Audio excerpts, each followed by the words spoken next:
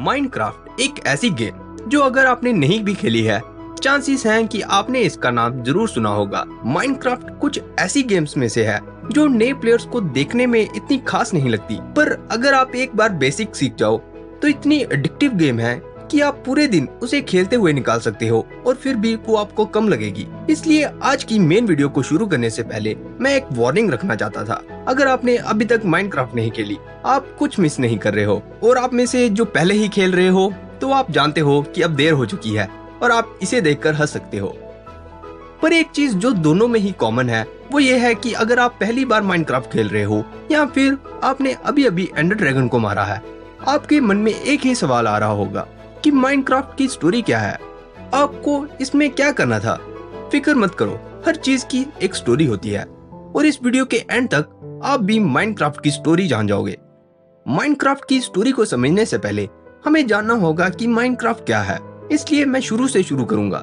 Minecraft एक दुनिया है, एक ऐसी दुनिया जो भरी है कुछ खतरनाक मॉन्स्टर्स, प्यारे जानवर और ऐसे सवालों से जिनका कोई भी जवाब सही नहीं लगता। पर बावजूद किसी भी सही जवाब या सही एंडिंग के नहीं होने पर भी जब हम माइनक्राफ्ट की इस दुनिया को हमारे मेन कैरेक्टर्स स्टीव और एलेक्स की आंखों से देखते हैं तो ये ब्लॉक से बनी दुनिया भी जिंदगी से भर उठती है।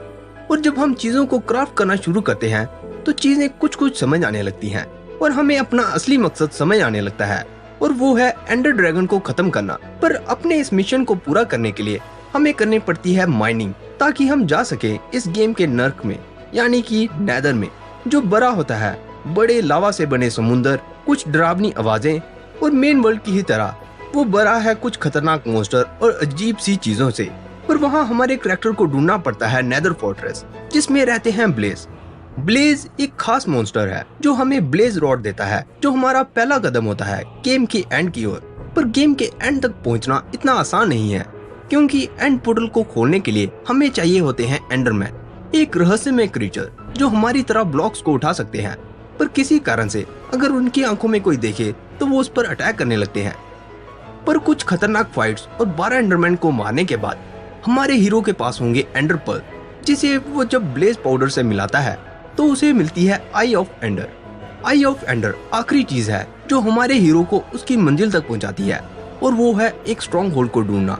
स्ट्रॉन्ग होल्ड जो किसी जेल की तरह है, उसकी सबसे गहराई में मिलता है एक एंडर पोर्टल, और जब हमारा हीरो उसमें बड़ी मेहनत से इकट्ठे किए गए एंडर पर्ल रखता है तो वो खोलता है एक रास्ता एंडर वर्ल्ड की ओर। एंडर वर्ल्ड जो एक अजीब सी दुनिया है और जहाँ रहते हैं एक पूरी आर्मी एंडरमैन की, और उनके साथ उनका बॉस और आपका अल्टीमेट दुश्मन एंडर ड्रैगन, जिसके साथ एक लेजेंडरी लड़ाई के बाद फाइनली आप बनते हो ड्रैगन स्लेयर।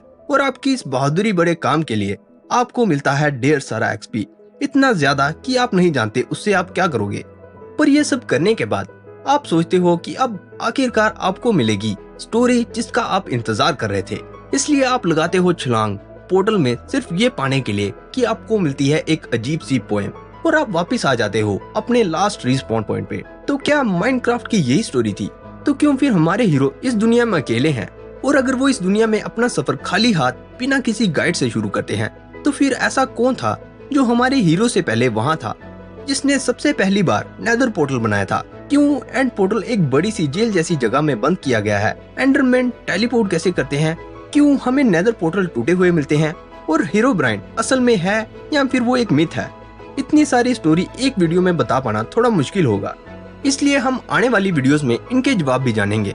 पर आज हम फोकस करेंगे माइनक्राफ्ट के ओरिजिन पर, कि ये सब शुरू कैसे हुआ था। और इससे पहले हम आगे बढ़े, एक छोटी सी रिक्वेस्ट, अगर आपको ये स्टोरी वीडियो पसंद आ रही है तो इस चैनल पे एक सब्सक्राइब मेरे लिए बहुत बड़ी बात होगी। तो ये रही आगे की वीडियो।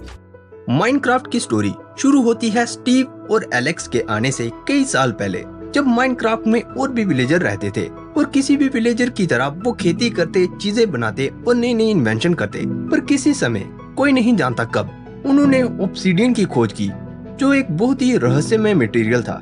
और उस समय के बिल्डर बहुत समझदार थे, पर ऑब्सीडियन को समझ पाना उनके लिए भी मुश्किल था। पर अपनी समझ से उन्होंने पाया कि ऑब्सीडियन कोई आम चीज नहीं थी, और अगर वो उसे डायमंड से जोड़ दें तो वो कुछ जादुई चीजें कर सकता है।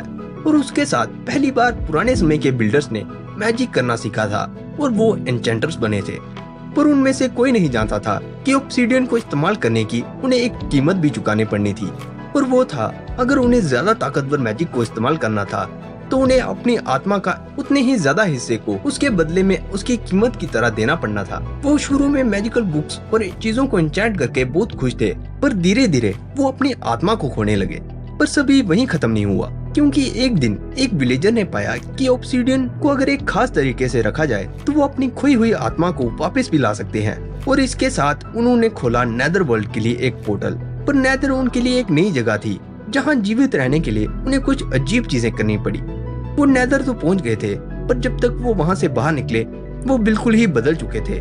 उन्हें नेदर में रहने की आदत हो गई थी और वापस लौटना अब मुश्किल था, इसलिए उन्होंने नेदर में ही अपने फोर्ट बनाना शुरू कर दिया। और जो नेदर से बच भी निकले थे, उन्होंने नेदर पोर्टल को तोड़ने की कोशिश की ताकि कोई भी उस जगह फिर से नहीं पहुंच सके। और इस सब में उन्होंने एक ऐसी दुनिया बना दी जहां हर जगह मॉन्स्टर ही मॉन्स्टर थे, और मॉन्स्टर से बचने के लिए उन्हें मैजिक का इस्तेमाल फिर भी करना पड़ा। और ये सब होने के बाद भी उन विलेजर्स ने उस जगह भी किसी तरह रहना सीख लिया था। पर एक दिन उन्हें अचानक से एक अजीब सी चीज दिखी, और वो चीज टेलीपोर्ट कर सकती थी। विलेजर्स को याद था कि उन्होंने उस जैसी चीज नेदर में भी देखी थी। वो रहस्यमय था, पर वो कुछ बनाने की कोशिश कर रहा था। बहुत लंबे समय तक तो विलेजर्स उससे डरते रहे, पर एक दिन एक बहादुर विलेजर ने उस अजीब सी चीज को मार दिया। पर जब वो मरा तो उसने एक अजीब सा पर्ल दिया, जो विलेजर नहीं जानते थे कि वो क्या था। पर वो सोच रहे थे कि अब उन्होंने उसे खत्म कर दिया है, पर ऐसा सोचना गलत था, क्योंकि अगले ही दिन उस जैसी और भी अजीब सी चीजें विलेज के आसपास दिखने लगी। शुरू में विलेजर्स जब भी उन्हें देखते तो उन्हें मार देते थे, और ऐसा कुछ दिन चला। पर कुछ देर बाद उन्हें समझ आया कि वो उसे खत्म नहीं कर सकते, इसलिए वो उसके व्यवहार को पढ़ने लगे। और उसे पढ़ते पढ़ते उन्होंने अपनी नॉलेज से बड़ी बड़ी लाइब्रेरी बना दी। और एक दिन आखिरकार उन्हें समझ आया कि वो चीज उन्हें कुछ बनाने के लिए कह रही थी, और वो चीज थी एक एंड पोर्टल। इसलिए विलेजर्स ने अपनी इकट्ठी की हुई नॉलेज से एक एंड पोर्टल बनाया, और एंडरमैन के द्वारा दिए गए एंड पर्ल की मदद से वो एंड वर्ल्ड में पहुंच गए। और एंड वर्ल्ड में पहुंचने पर उन्होंने देखा कि वहां उस अजीब सी चीज की एक पूरी आर्मी थी, और उन पर एक ड्रैगन उड़ रहा था। उन्होंने उस जैसी चीज पहले कभी नहीं देखी थी। सभी विलेजर्स एंड वर्ल्ड में नहीं गए थे, और जो विलेजर्स पीछे रुक गए थे, जब उन्होंने देखा कि विलेजर्स वापस नहीं लौटे, उन विलेजर्स ने उस पोर्टल को बंद कर दिया और एक बड़े से जेल के अंदर जमीन के नीचे छिपा दिया। और उसके साथ ही उन्होंने सभी नेदर पोर्टल्स को भी तोड़ दिया, ताकि कोई नेदर वर्ल्ड में भी नहीं जा सके। और उसके साथ ही उन्होंने मैजिक का इस्तेमाल भी कम कर दिया, और धीरे धीरे अपने विलेज में एक नॉर्मल जिंदगी जीने लगे। तो इस तरह माइनक्राफ्ट की दुनिया शुरू होती है, और हमारे हीरो निकलते हैं अपने सफर पर एंडर ड्रैगन से उन सभी आत्मा को वापस लाने के लिए। तो ये थी ओरिजिन स्टोरी माइनक्राफ्ट की। उम्मीद है आपको ये स्टोरी पसंद आई होगी दोस्तों।